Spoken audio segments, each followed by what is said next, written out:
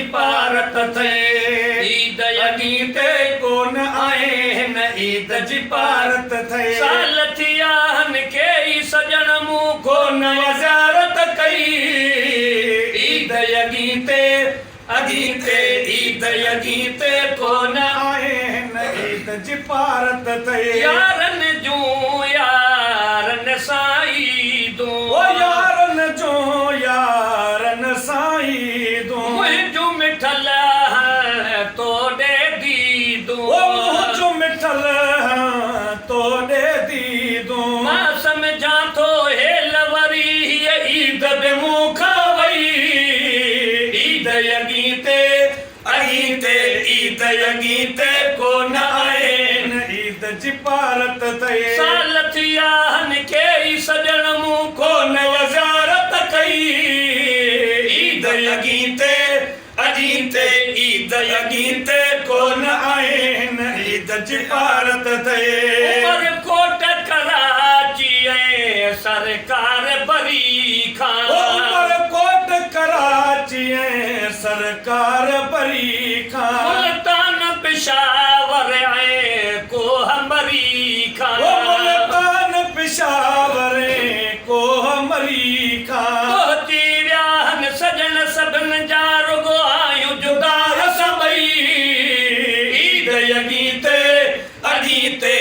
अगीते कोन आहिन ईद जी पारत थे ईद अगीते कोन आहिन ईद जी पारत थे साल थिया हन के सजण मूं कोन वज़ारत कई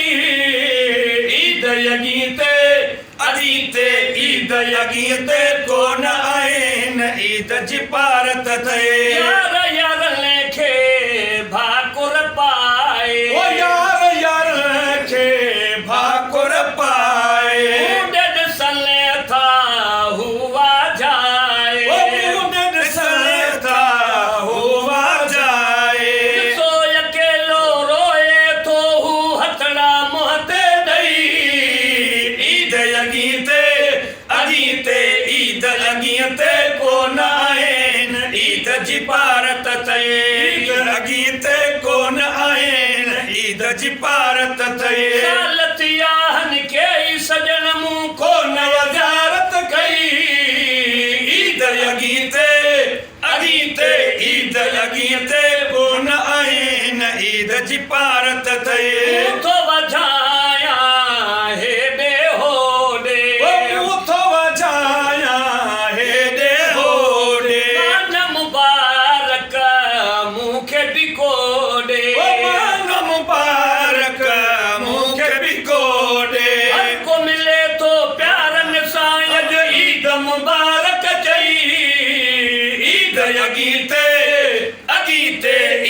अगीते कोन आहिन ईद जी पारत थे ईद अगीते कोन आहिन ईद जी पारत थे साल थिया हन के सजण मूं कोन वज़ारत कई ईद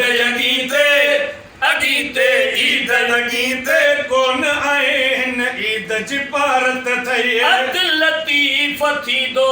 यार समेलो अब्दुल लतीफ़ थी दो यार समेलो भी वेठो हूं दो अकेलो भी वेठो